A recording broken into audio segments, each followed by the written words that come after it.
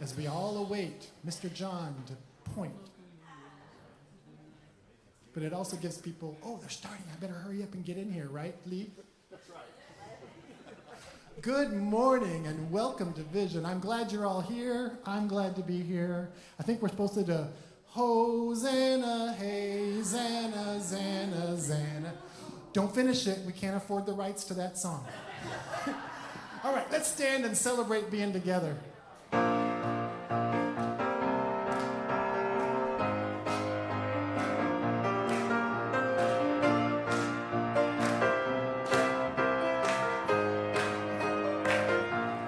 I'm in the right place at the right time. I am just where I'm supposed to be. I'm in the right place at the right time. I am just where I'm supposed to be. Oh, my soul is welcome here. Oh, my soul is welcome here. I am getting the message loud and clear. My soul is welcome here.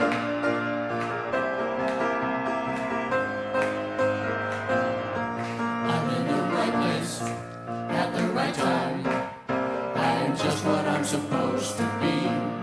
I'm in the right place at the right time. I am just what I'm supposed to be. Oh, my soul is welcome here. Oh, my soul is welcome here. I am getting the message loud and clear. My soul is welcome here. Oh, my soul is welcome here. Oh, my soul is welcome here. I am getting the message loud and clear. My soul is welcome here. My soul is welcome here. My soul is welcome here. My soul is welcome here. My soul is welcome here. My soul is welcome here. My soul is welcome here. My soul is welcome here. My soul is welcome here. Yay! Yay, yay. Good morning, Vision. How are you this morning? Well, here we are in the season of Passover, and it is Palm Sunday this morning. We're just full of celebrating everything, right? I love it. Did you see those plants in the hallway? Who was here yesterday for the psychic fair? Oh my gosh, was it wonderful or what? I was at my granddaughter's second birthday party. I'm glad everybody had a good time yesterday. I'm just so happy about that. Before we go any further, let's pray. I know and accept that there is one life. It is God's. Wherever we are, whatever we're doing, we are at the heart of God. Because that energy, which is spirit, extends infinitely in all directions. So wherever we are at the center. We know and accept that that energy, which is God, is just permeated with the qualities, from abundance to wisdom and everything in between. God is all of that, and it has poured all of that into its creations, and we are that.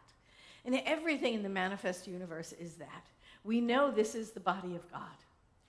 And so I know and accept for each one of us that we come together to remember that, to remember it for ourselves, to remember it for our friends, to remember it for all life everywhere, and to know that all life is some part of the life of God. And so it is. Yay. So everybody's good? Online community, you're good as well? Okay, good. See, I know they answer me. Good deal. All right. I want you to know that we have practitioners here. I would love for the practitioners and ministers to identify themselves. Put your hands up. Yes, yay. These are the people that pray for us. You know, when you submit that prayer request form, and there are prayer request forms in your bulletin, little piece of paper, what is it, pink? I think it's pink, right, this month. Blue, it's blue, of course, you know. I got it wrong. Anyway, the little prayer request form, you can fill it out. If you put your phone number on it and you check the little box, we can put a prayer on your voicemail, or we can give you a call at home and pray with you over the phone, however you would like to be supported in prayer. We are here to do that because we know that prayer changes things. So fill it out. Get some prayer happening. Oh, and the practitioners and the ministers will be up here in the front of the room for prayer after the celebration, right here in this very room.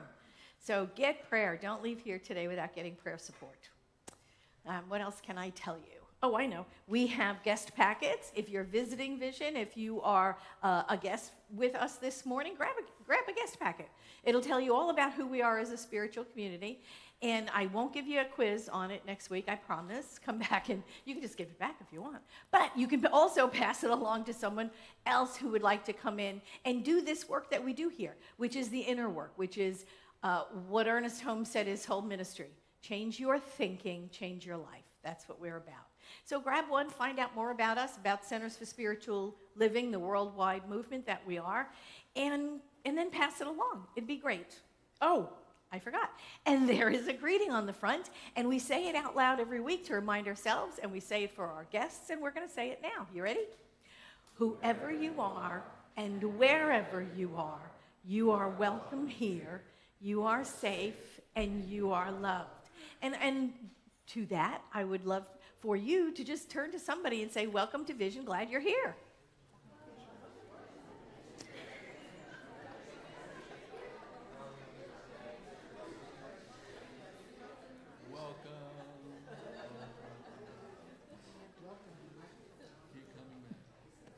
How lovely.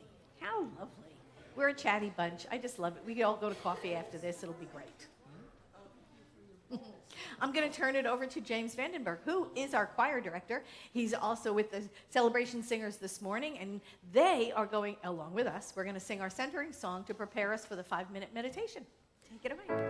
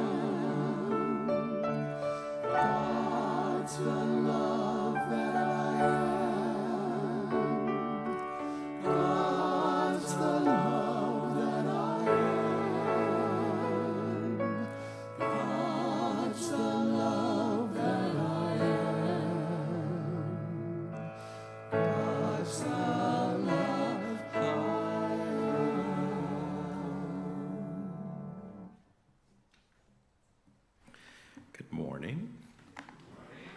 My name is Reverend Marcus Gilliland.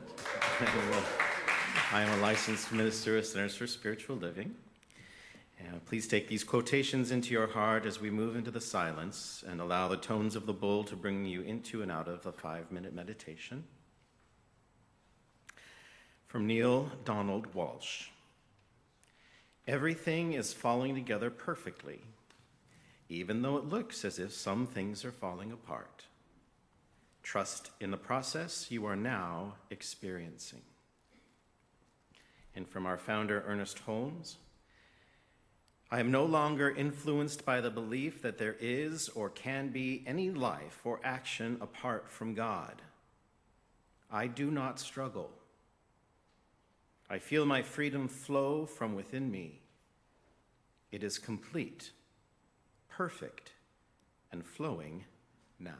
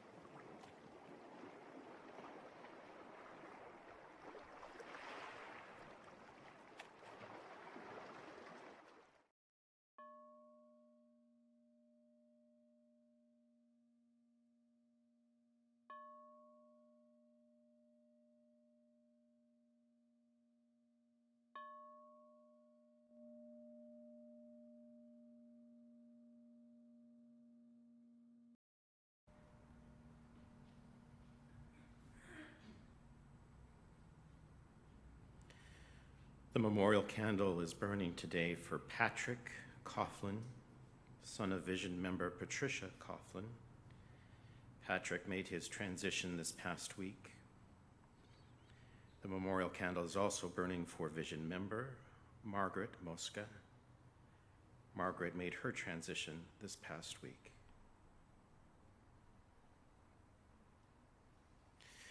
So our hearts and minds enfold the families and friends of Patricia and of the Mosca family, knowing that there is never anything lost to God.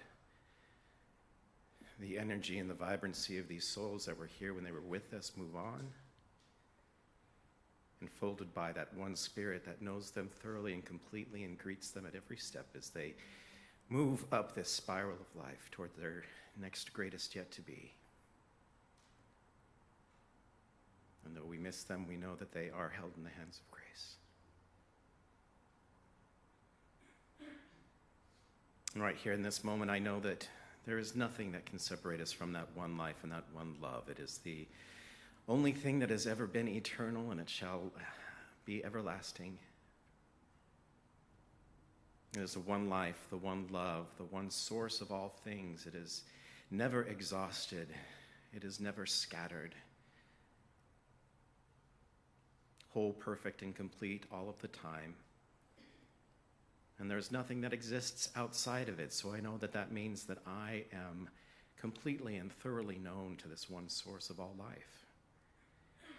And this good is not mine alone. I know that this source of all understands everyone and everything, for all of creation is a manifestation of this one life, this one source of love, this one source of power and grace. So I know that that is the presence that fills this space right here, right now, moving in through and as each one of us as we come together as community today, as Vision Center for Spiritual Living. Grateful for all of the volunteers, grateful for the musicians, grateful for Reverend Patti's talk, grateful for everyone who has showed up here today just to be in the presence of community, to come back to that centering place where Spirit gently says to us, yes.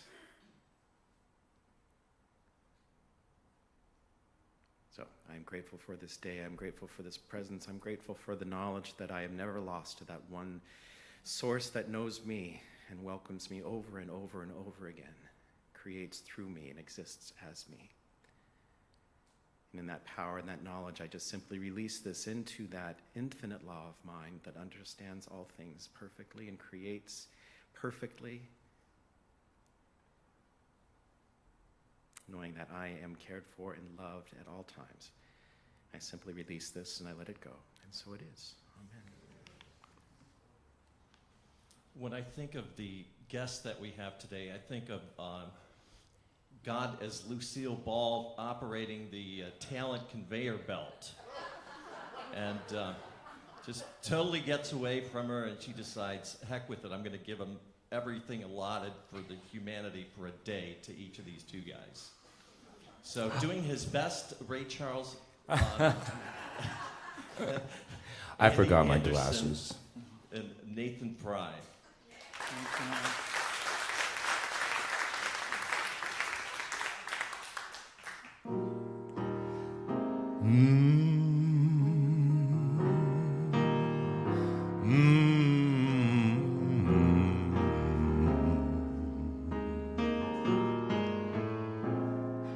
Here we stand,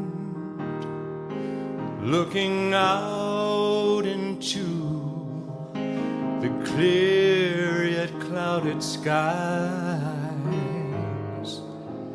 hand in hand, we will stand united. We would fall if we divide. In a land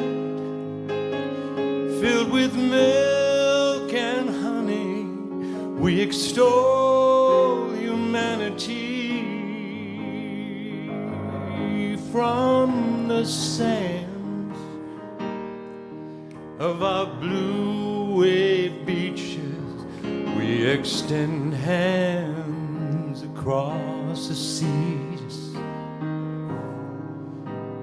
Long may the land be filled with love in America,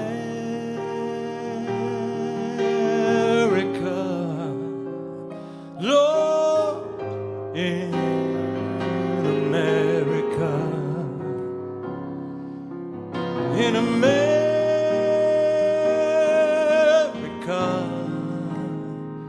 we found a home. Yeah. Here we stand on the brink of every danger that we know. And there's so much danger in the world. Hand in hand, we must face each other. We've got to let our goodness show. Yes, we do. 'Cause it's our land, and we need each other for the planet to survive. Oh, yes, we can learn to live as brothers. We can keep that dream alive.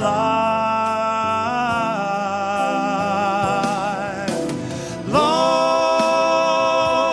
may the land be filled with love. Oh, in America. In America. In America, we found a home. Now, I can't clap because of this microphone, but you can.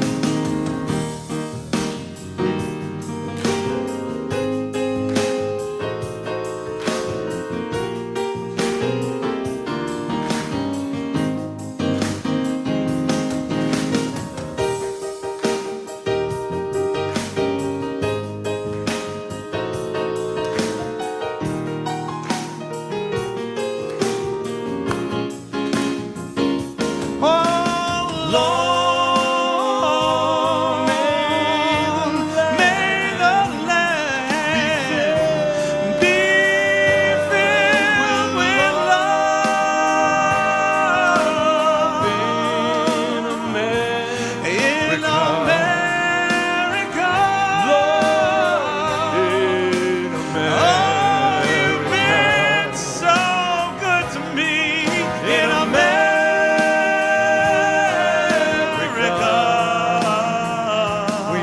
We found a home. Oh, we found a home. Yeah, yeah, yeah. Oh, together we found a home. Found a home. We found a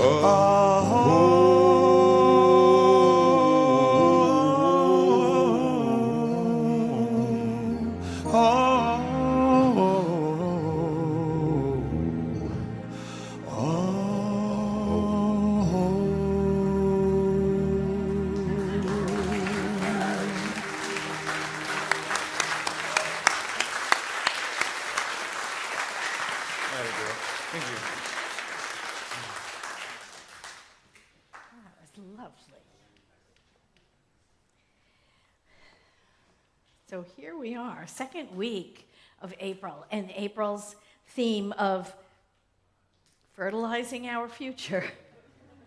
I don't know, I will come up with a joke for that by the time the month is out. There should be a joke there. It just makes me giggle every time I say it. Anyway, today's talk is falling apart, falling together, because that is part of the process, isn't it?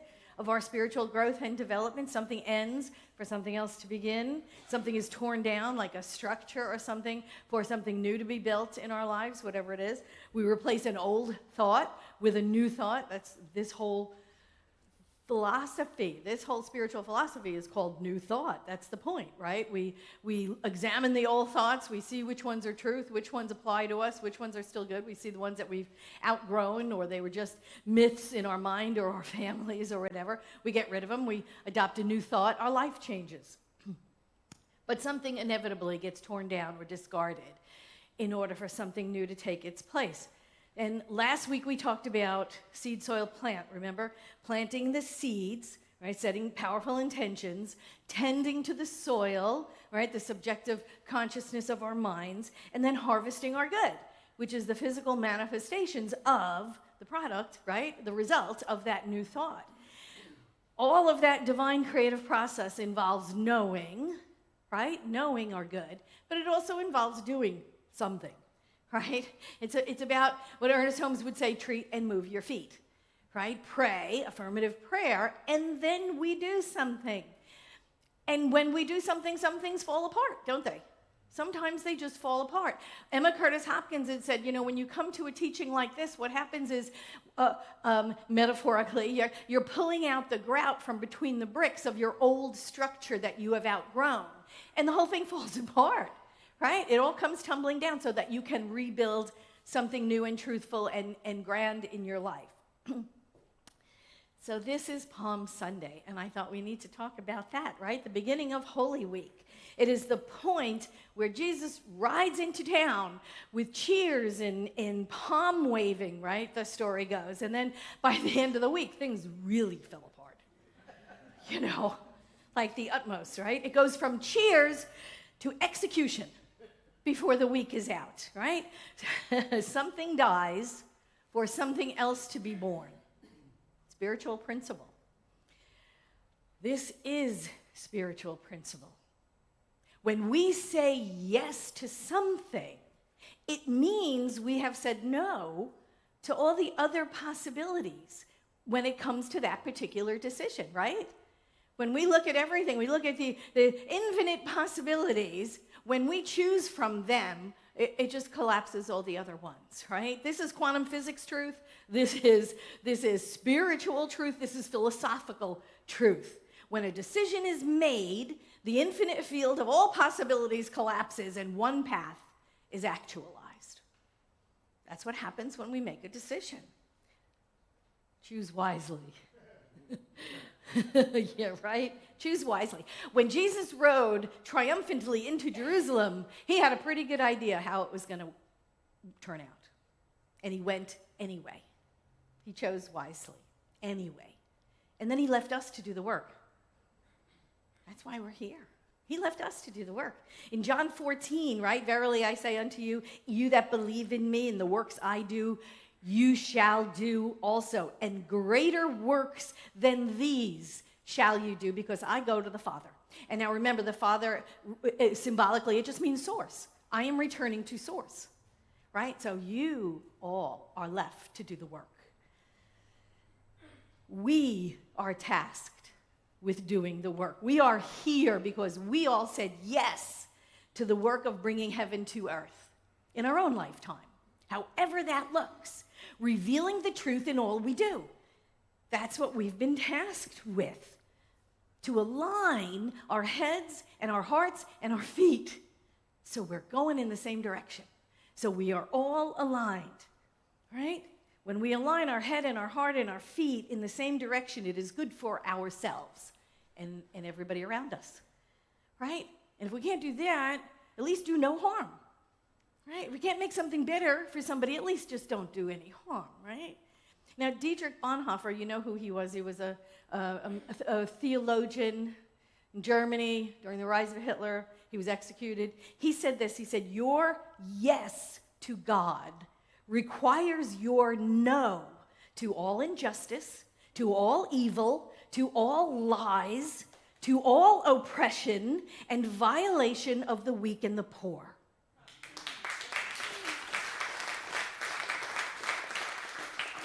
And that's what we've said yes to, right? That's what we have said yes to. Requires our no to all of that. So when I point out to a current event, something going on in the world right now, I am not, for God's sakes, being too political, because I hear that a lot, right? Hey, you're being too political. Okay, listen. I am pointing to a place that needs spiritual awakening, right? And you do it through current events. Look over there. Look what's happening. Is that in keeping with our spiritual beliefs or is it not, right? And then we get to decide in the integrity of our own souls, is that in keeping with my spiritual beliefs or not? This is the way Jesus taught, right? Speaking to the behaviors that reflect or do not reflect spiritual truth. That's how he taught. That's how Jesus taught. Now, am I comparing myself to Jesus? Abso-freaking-lutely not. No way, no how. I am not doing that. I am following the teaching method, right, that Jesus used. That's what he did. He pointed to current events, to things that were going on in his culture at the time. And he went, look, right, good, bad, what do you think? Is it in keeping with the teaching that we're learning? Oh, I love those images of Jesus in silent contemplation on the hillside, and sitting with his disciples and chit-chatting, or holding the little lamb. That's a really popular one. Holding the little lamb in his arms. But remember, he's the same guy that flipped over tables in the temple with a whip in his hands, not a little lamb, right? He had stuff that he had to say. So do you think Jesus was being too political? Well, remember, he was crucified. He was killed not for his spiritual beliefs. He was killed for political reasons. Absolutely.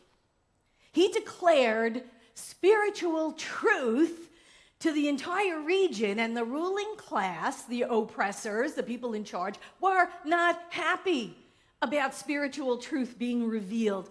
Why? Because it had cost them a little money. Because it would cost them a little money. And that was the issue. If I forgive my debtors, how am I going to make money? If I leave the corners of my land unharvested, then starving people that come by, who didn't help me plant it, will come by and eat from it. Yeah, well, that's kind of the point. That was the point of not harvesting the corners of your land. Jesus told all these lovely stories. People like to point to them. Stories about being kind, stories about forgiveness and compassion and generosity. But he was being a passive resistor. He was practicing nonviolent confrontation.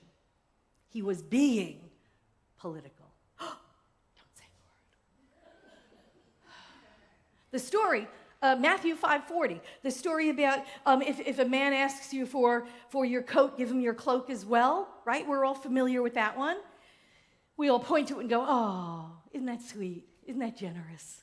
Right? Oh, if he wants your cloak, give him your coat as well. It was a political move.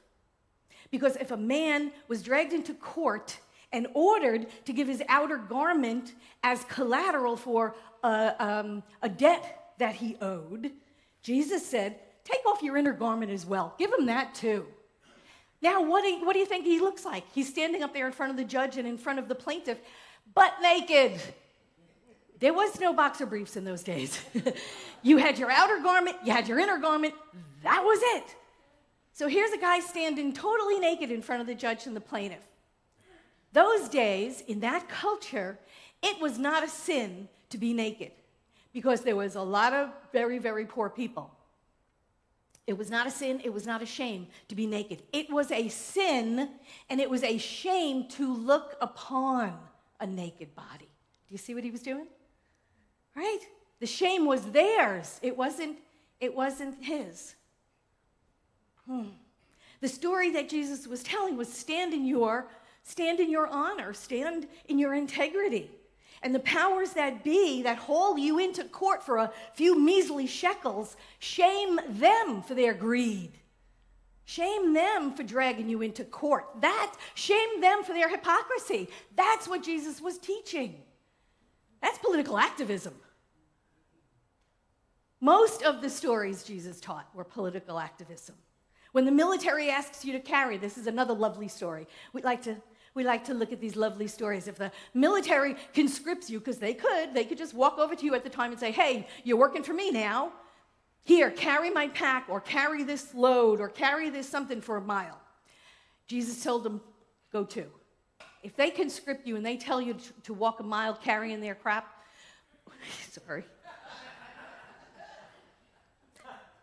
Carry it for two. Carry it for two. Because they weren't allowed to, because the military wasn't allowed to let you carry it for more than one. So the military gets in trouble. They would get in trouble with their higher-ups. That's why Jesus said, you want to do it? Yeah, go twice as much. Get them in trouble for it. Jesus wanted people to live in their authentic selves, in alignment with their spiritual truths, and he used current events to do that. Just like we do. Just like we do. Right? This thing that's happening to these people, or these things that are happening here, is it in alignment with our spiritual truths or not? And if it isn't, is there anything we can do about it? Well, yeah, you know what you can do about it? You can pray. That's the first and biggest and most helpful thing we can do, right? Like Gandhi said, prayer is not an old woman's idle amusement. When understood properly, it is the most potent force for action. That's where we go. We're a spiritual community. We go to truth and we pray. That is what we do. How do I want to change things? That's the way to change things. We change them first in prayer. And then if you are moved to do something, to be in alignment with your spiritual integrity, maybe you write a letter, you make a phone call, you send postcards, whatever it is you can do. You do that, right? I change what I can. Because if our beliefs are out of alignment with our behaviors, your body suffers, right? You know how that feels. If your thoughts and your heart and your gut and your feet are not all in alignment, something suffers. There is some physical outpicturing. Ernest Holmes said, if we could identify ourselves with life and forget death, with love and forget hate, with joy and forget misery, with peace and forget discord, with abundance and forget limitation, how wonderful it would be. There has to come an awakening. Every man, every woman, in the simple integrity of our own individual soul, must learn to meet the universe in exaltation. We gotta know the universe has our back. We have to know that when we practice spiritual truth, we are standing in power. We are in power. We don't have to scrape and grasp for every little shekel, right? We know that universe is abundance. We know that the universe has our back. We know in faith and in trust, the universe has our best in mind. So Holy Week, let's get back to Holy Week. So Jesus rides into town in adoration. Yay! Palm Sunday, woohoo, palms are going, the whole bit. It was also the last straw for Judas. He was done by this point. Because he wanted Jesus to ride in on a horse. A horse is an animal of a warrior. He wanted Jesus to come in and rally the troops with a huge army and overthrow the local government. So he was pissed. He wanted Jesus to ride in on a camel. A camel is an animal of wealth, right? I've got it all. You people have nothing. I'm going to change everything. And what does Jesus do? He rides in on a lowly donkey. Oh, Judas was not happy. And then Monday comes. And Jesus goes to the temple, right? You know, Monday's the day of the quote-unquote cleansing of the temple. That's the tables and the whip story, right? Where he goes in. And there are so many levels of interpretation there, right? So many levels. Taking a few meager coins from these poor people who are not wealthy people, right? To sell them a little animal or a little something as a sacrifice in order to receive a blessing. This was ridiculous. And that's what Jesus was pointing out, right? He was pointing out, no, you're doing these stupid rituals, and you're losing the bigger picture. You know the finger pointing to the moon, and the temple had all the people, looking at the finger and not at the moon, not at the truth, not at the spiritual truth of the situation. That Spirit's blessings are freely given on all people. You don't have to buy them. You don't have to earn them. You don't have to do anything. You don't have to kill something in order to be safe. Right? This idea that ritual became more important than spiritual truth. Oh God, there's a whole bunch of, interpretations. You can go deep in just that alone. But the idea, the depth of the idea of that whole thing was that something had to die in order for me to be safe. That's a pagan ritual, right? That has nothing to do, really should have nothing to do with what we do. It was a pagan ritual. We had to sacrifice something, right? And what we did was we walked up the whole chain of evolution. First it was a pigeon or a goat, and then it was a bull, and then it was a human, yay, right? In order for us to be saved. And Jesus is like, you're losing it. You're missing the point. Stop looking at the finger. Start looking at the truth. Start looking at the moon. Now, there's another big event that happened on Monday that a lot of people miss, which I love this story, was when they were walking to town and Jesus passed the fig tree and it had no figs on it. And he must have been a little peckish that morning because he cursed the fig tree because it had no figs on it. So he was mad. So he cursed it. Tuesday, when they go out again, the disciples passed the same tree. Guess what? It had withered and died, right? That's what it says in the story. It had withered and died. What a cautionary tale about using this power for destructive means, right? The power that is within us, the God self that is within us, our way of thinking and being and knowing and manifesting can be used negatively. That's what that story was about. It pointed out that the power within us is so powerful, the spiritual power within us, and we can direct it for constructive or destructive means. Quite the cautionary tale. Ernest Holmes said this. He said, it's important for us to realize this and realize the difference between projecting individual experience and human history and the projection of the universal order itself. In the moments of greatest human tragedy, individual or collectively experienced, nothing in nature is changed. The integrity of the universe is not violated, nor the will of truth disturbed. The fundamental harmony, beauty, love, and wisdom of the universe is not violated. It's not violated. And then, of course, on Tuesday, still, he went up to the Mount of Olives. He gave the Olivet Discourse, the end times. Things are going to be changing from here, the final judgment. He thought he would pass and the end of the world would happen like that, like when these people were still alive. He thought it would be imminent. Also, Tuesday was a big day. Also, Tuesday is when Judas made the deal with the Sanhedrin to betray Jesus. There was a lot of stuff going on there on Tuesday. So Wednesday, they all stayed home. I don't know, Netflix or whatever the equivalent is. I'm not really sure. But they stayed home, hung at the house, had food, whatever. It all started to fall apart on Thursday. Maundy Thursday, they call it, right? The Passover Seder that they partook in. Then there was the agony in the garden. Then the arrest, right? Judas was leading the pack of guards. The arrest in the garden, and then during the struggle to arrest Jesus, one of the disciples cut off the ear of one of the guards, and Jesus went, "Really? You've been with me for 3 years and you still don't get it?" Non-violent confrontation. He was just annoyed. Anyway, he wound up healing it. But they still didn't get it. Here we are 2,000 years later. We're kind of still wrestling with this idea of nonviolence, right? But remember, greater works than these we shall do. Greater works than these we shall do.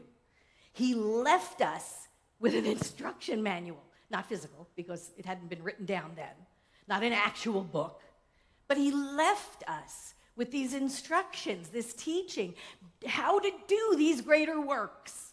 How to do them in your own personal life, how to do them in your surrounding area, how to do them in your neighborhood, how to do them in your state, your country. He left us with these instructions to guide us and to guard us. He also left us with the Holy Comforter, right?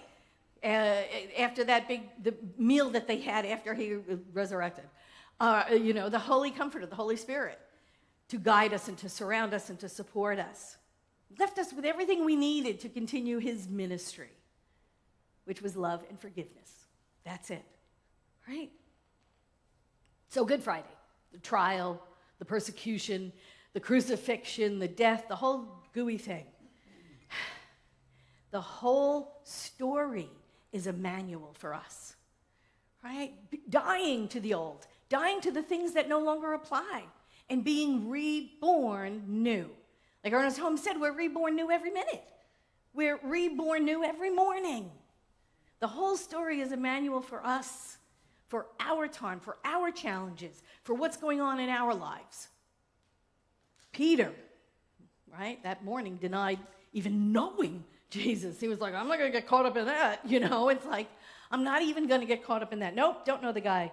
What part of us denies knowing spiritual truth in order to fit in? What part of us denies the truth that we know when in the company of others so that, we don't look flaky or weird or something? That we deny our own spiritual truth in order to fit in, go with the crowd, right? Where do we sell ourselves out to be acceptable to others? Deny, deny, deny. What about Judas? Judas betrayed the idea of God in form because he wasn't getting what he wanted. He wasn't getting a champion of the people. He wasn't getting a warrior. He wasn't getting a white knight riding in on, with armor on a white horse. What he expected war.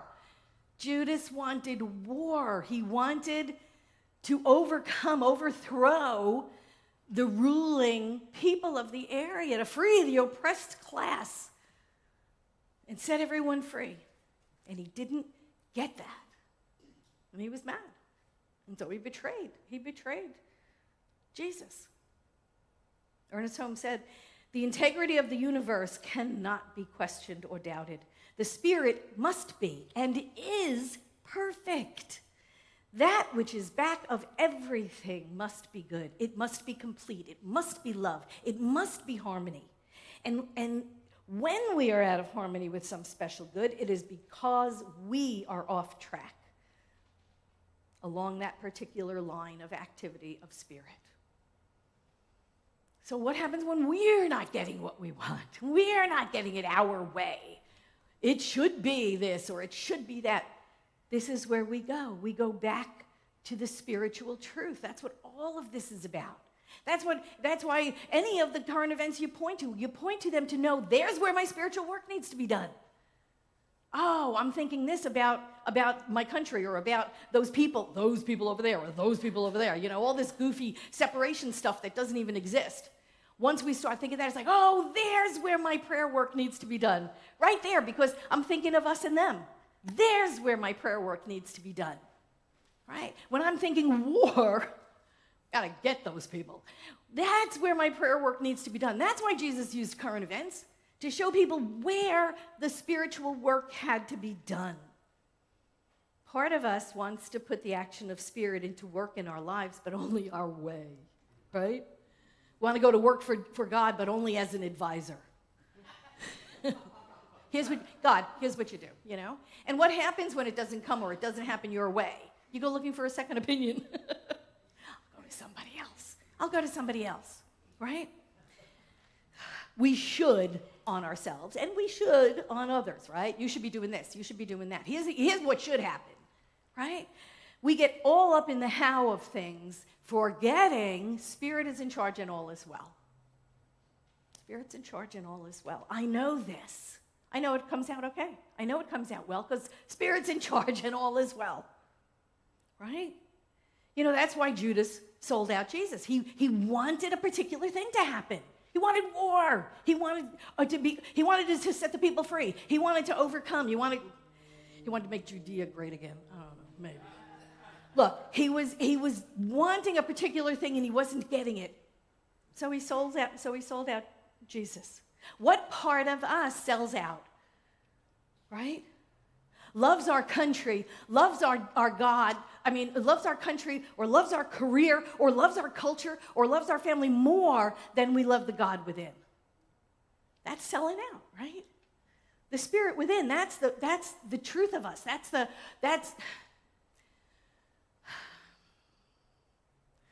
That's who we are. We are spirit, first and foremost. That's it. In spirit and form. That's what we love best. We love best the seed of perfection nestled within. Everyone in the manual is us. Judas is us. When was the last time we betrayed ourselves? We sold out ourselves for something, right? Peter is us. Sometime, somewhere, where did we deny our truth just so that we can get along, right? Jesus is us because we are the Christ consciousness and form. Every aspect of that book and every spiritual book that's ever been written is us. The Quran, the I Ching, the Torah, the Old Testament, the New Testament, the Apocrypha, the books in between, right? All of those books, they're all spiritual books, they're all lessons, they're all manuals on how to live. We are the universe in form. We're it. And the book shows us all of our different aspects. They're all us. Earth, air, fire, water, metal, all the elements, all the chemicals are in us. That's why we're alchemists. Think about it. All chemicals. We are that. We are that. We are here to do the work on earth. We are here to do the work that was left for us to do, to bring heaven to earth, to create a world that works for everyone. That's why you're here. That's why we're all here, right? And God bless us for having different ways of thinking we can get there. That's what the whole entire political spectrum is about. Everybody thinks that they have the best idea how to get there, right? That's all it is. But we're all going to the same place. We all want the same things. Love and joy and security and food. But we all have ideas on how to get there. God bless us that we're individualized beings. We are here to do the work that has been left for us to do. We cannot fulfill the promise of a world that works for everyone if we have hidden part of ourselves away. If we hide part of our love. Where are you locked your love in a closet and you're not showing up as your authentic self because you're embarrassed or you're afraid or you're insecure or you don't want to rock the boat, God forbid, right? Where do you lock your love away and you're not being your authentic self? We cannot fulfill the promise of a world that works for everyone if part of us is hidden away, if our love is hidden away. We cannot fulfill the promise of a world that works for everyone unless we are vulnerable enough to speak our love in public, to speak our love to each other, to let each other know, I unconditionally love you. I know the God within you. I love the God within you. Because we all are that. The Christ is within us. That's the 13th apostle, right? Jesus itself. We are that. You are that. I am that. The body of Christ is you. Because that seed of perfection that is within you is you. It is you. And I'm only up to Friday, and I got to shut this off at some point. I'm sorry. I'm only up to Friday. We'll have to talk about this next week. But Ernest Holmes said this: it is normal to have faith. It is natural to believe in God. It is right to love people and good to praise everything. Because hidden in everything is the seed of perfection. The great experiment is only in our own mind. Here, in the integrity of our own soul, in the simplicity of our own heart, we prove what the ages have longed for, lived for, and prayed for. That at last, though we have not known it and the world has not suspected it, divinity has temporarily clothed itself in humanity. That is us. We are that. We are the answer. We are the ones to do the work of bringing heaven to earth. We are the ones to keep speaking truth, keep living truth, keep demonstrating truthful words. We are letting things fall apart because they must in order to fall together in a higher and better and more evolved way to create a new world, a new way of being in the world, a world that works for everyone, a new Jerusalem.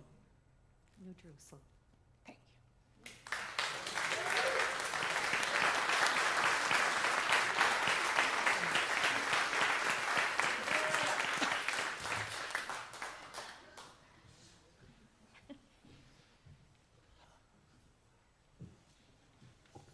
I'm so happy nobody ever says I'm too political.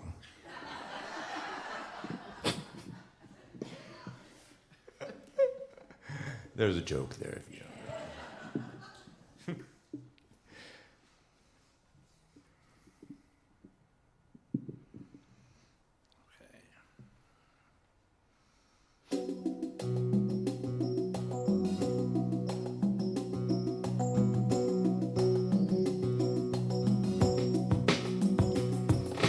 Let the river run, let all the dreamers wake the nation. Come the new Jerusalem.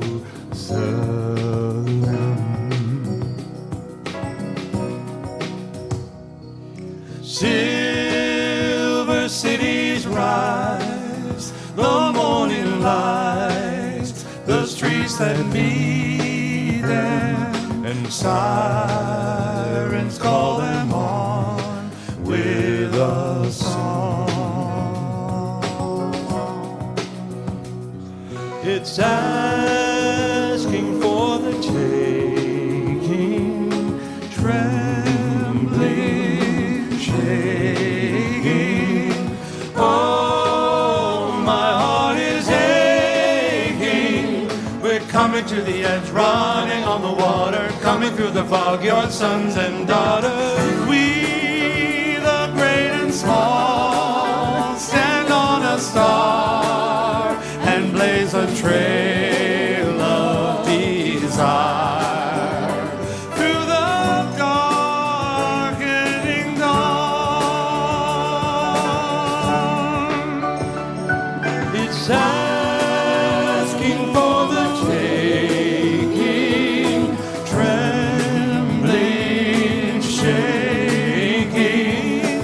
Oh, my heart is aching. We're coming to the edge, running on the water, coming through the fog, your sons and daughters. Hey!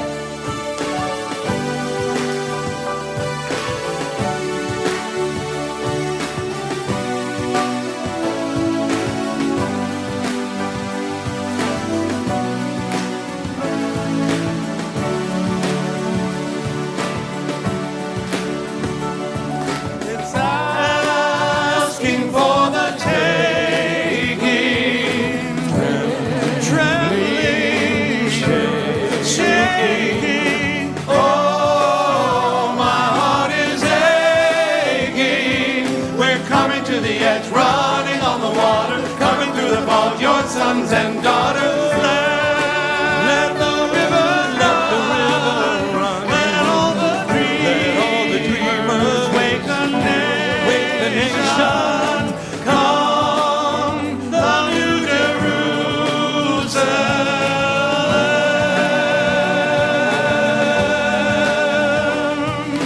Come, the new Jerusalem.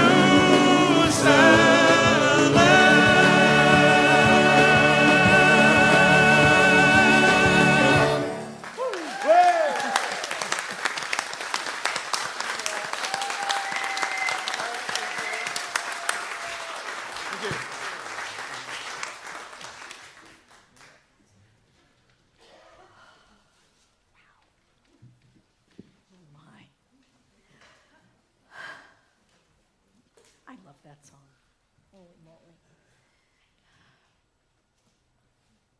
Now it is time for our online circulation. This is proving the abundance of God. That's what we do, right? We prove that Spirit is endlessly supporting its creations, and we are that, and so is the whole manifest world. We see the endless abundance that Spirit has in nature and in everything, and we align with that. We know that is the truth of us as well, and so we prove that principle. Again, everything keeps going back to spiritual principle. We prove that principle with ourselves, with our giving and receiving. It is that balance. It is the balance that we live in. So if you are choosing to give, thank you. We are so grateful. It helps us here do what we do and outside in the community as well. So let's pray. Knowing that there is one source, and that source is Spirit, and we are forever being supplied and supported and uplifted and held in the arms of God always. We are always guided, guarded, surrounded, and uplifted by Spirit, which is walking with us, through us, in us, as us, before us, above us, knowing that everything that we are is Spirit in form. And I give great thanks for this community, for vision, for everyone in it. Every single person makes a difference. Every single person's energy joins in this group with the whole and just absolutely uplifts all of us. Giving great thanks for all of the good that God is through us and as us in the world. I simply let it be. And so it is.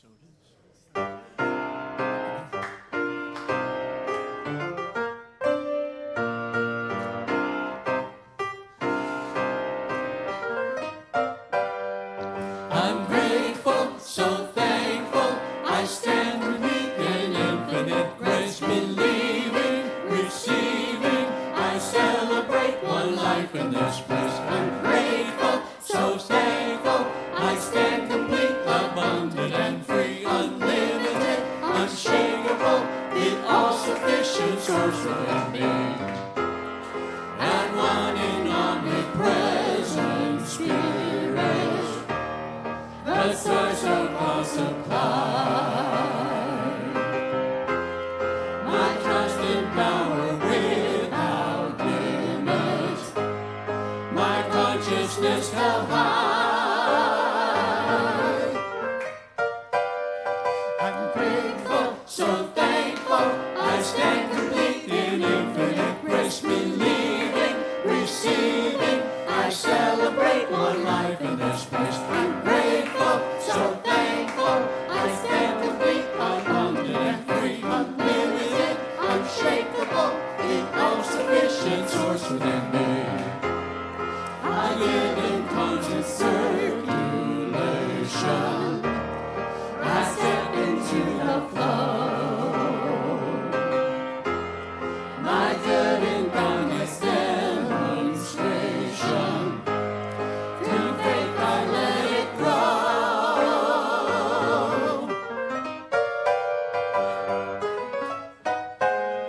I'm grateful, so thankful, I stand complete in infinite grace, believing, receiving, I celebrate one life in this place. I'm grateful, so thankful, I stand complete, abundant and free, unlimited, unshakable, the all-sufficient source within me. I'm grateful, so thankful. I'm grateful, so thankful. I'm grateful.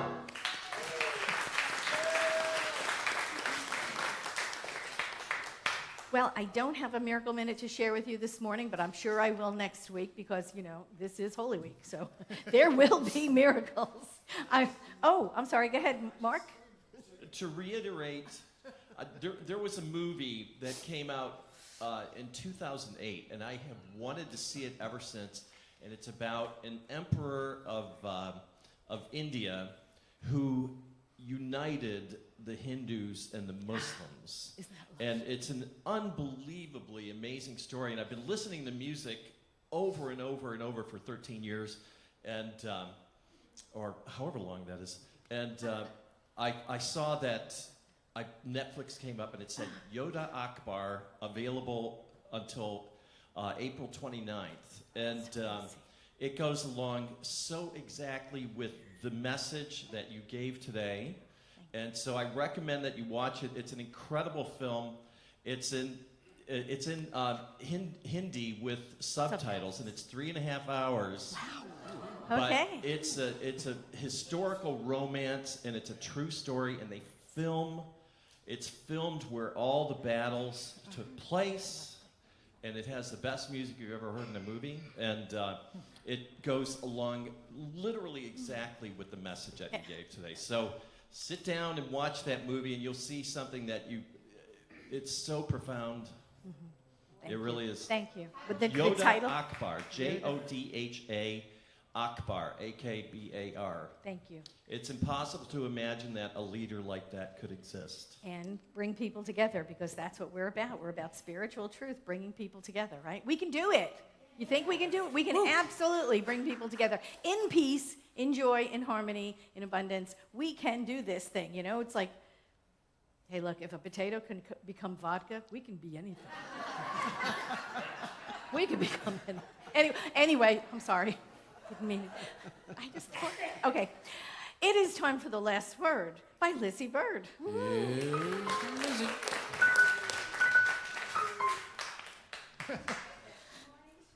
Family. Can you hear me? Yep. Good morning to you, all of you in the room, all of you out in virtual land. Isn't it good to be together? Yes.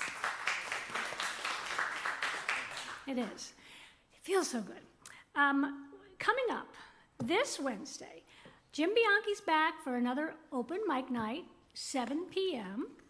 And we want you all to show up, wobbly knees and all. You will be supported and loved and celebrated. That's what we do here. So come check it out. It's really quite fun. Also, the next Wednesday, our favorite dynamic duo is going to be here. Celebrating the music of the Rat Pack, and we all know those songs, so we can sing along. It's such a good time every time. So come out for that.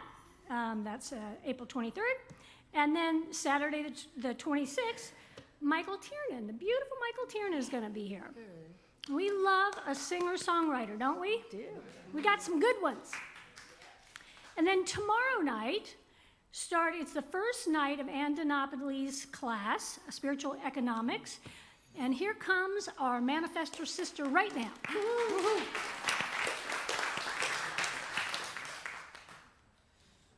So yes, it's tomorrow night, and because we're all one, I am so excited to have all your brains in the same room.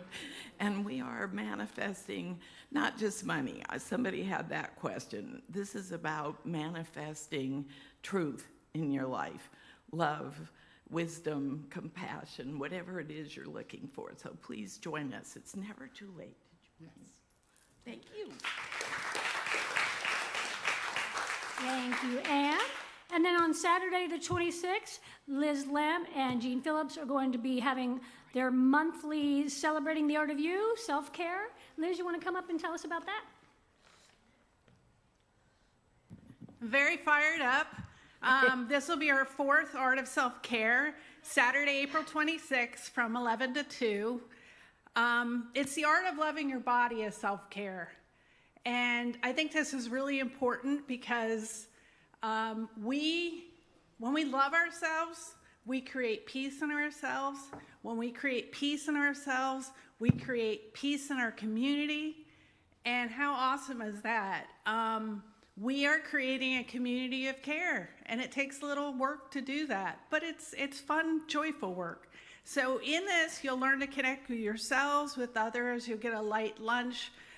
It's $29. The best way to sign up for people online, Betty Brink should be putting the link in the chat there. And then you can go to our website, or you can click on the QR link on the poster in the hallway. So hope to see you there. Thank you. Thank you. Thank you, Liz. And Sunday the 27th, the diversity team is going to gather together, and they're going to talk about what we're going to be doing for Pride. So talk to Dr. Dixon, and we're going to put our heads together on that one. And then Gourmet for Gods is back. And so you're going to start thinking about hosting. You don't have to be a chef. You don't even have to know how to cook. You don't have to host it at your home. Get creative.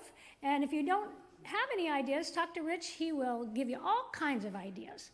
So that they're recruiting hosts between April and May. And then Dr. Dixon is going to come up and tell us about the success of her wonderful tea party that she had.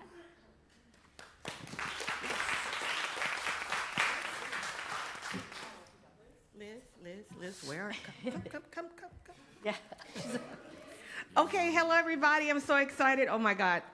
Okay, so greetings everybody. I'm so grateful for the diversity team, Deneen, Liz, Dorothy, Cynthia, and all of the rest.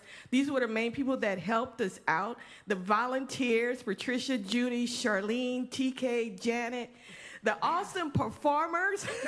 This is about the love, joy, T. Marianne, Billy, Mariah, Ashley, and Eric. They were so awesome. And all the wonderful women that showed up and the men that donated. Like James, Reverend Marcus, my husband, and who? Oh, Gary. Yeah. They all showed up and showed out. You should have seen Reverend Lori. And I also would like to thank our generous donators, Andy and Eileen. They donated $3,000 to this. So our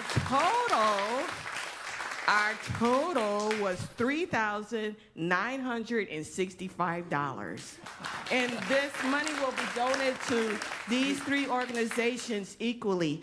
I just want to say thank you, thank you. This meant a lot to me and a lot to the people that went through violence and sexual violence. So thank you so much, and we're having it next year. And thanks to Reverend Patti. I have to say thanks to Reverend Patti, because she could have said no, but she didn't.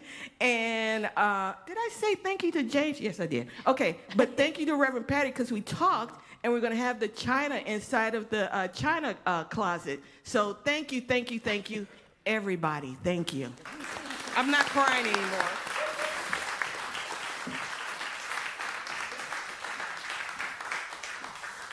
All right.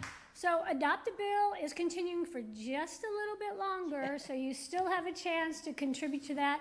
And for everyone who's contributed, a continued thank you. We really, really couldn't do it without you. And next Sunday, Reverend Patty's going to be back. Yay! The title is Proof of Life. And it, of course, is Easter Sunday, so we expect you to wear your bonnets and your fancy hats. And it's going to be a good time. It always is. It's beautiful, moving, and thank you so much for that beautiful, powerful, important, necessary talk today. Thank you for Nathan and Andy. Love you. Thanks to the guys back there holding us all together, ABT. And thank you to all of you. It has been a joy and a pleasure for me to be up here and share all the things that go on here with all of you. Thank you.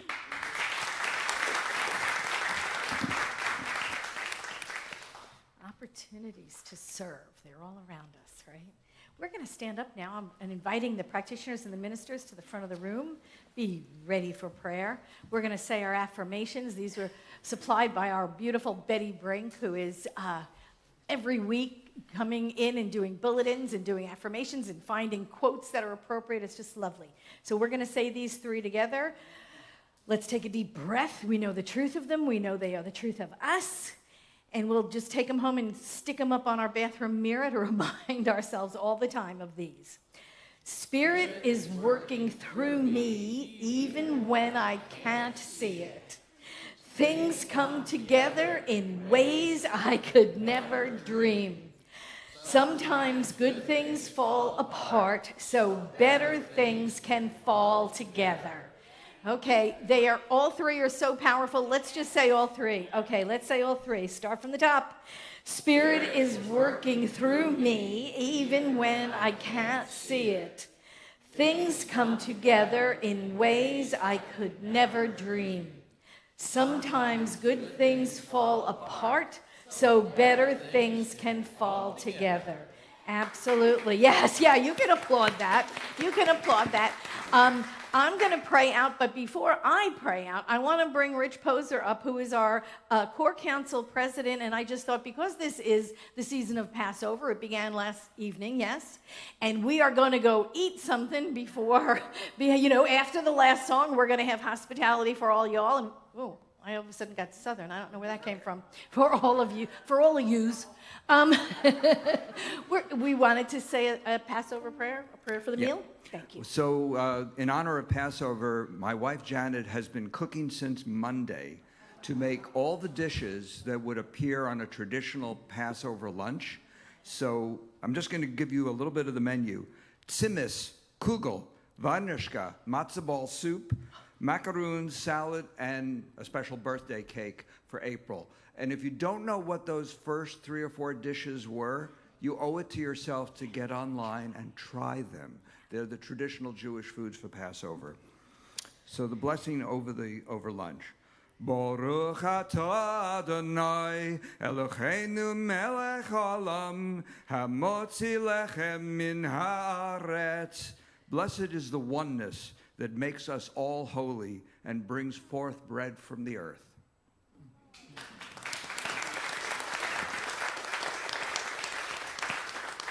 Giving great thanks for this day, for everyone here, for the good food we are about to receive, for the companionship, for the community support, for everyone here, for those of us online. Come on in one of these days, if you're able, if you're local.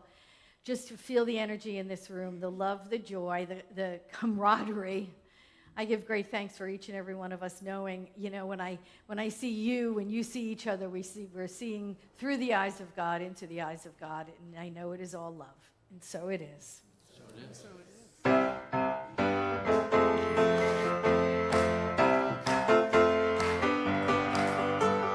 Peace for the world starts with me.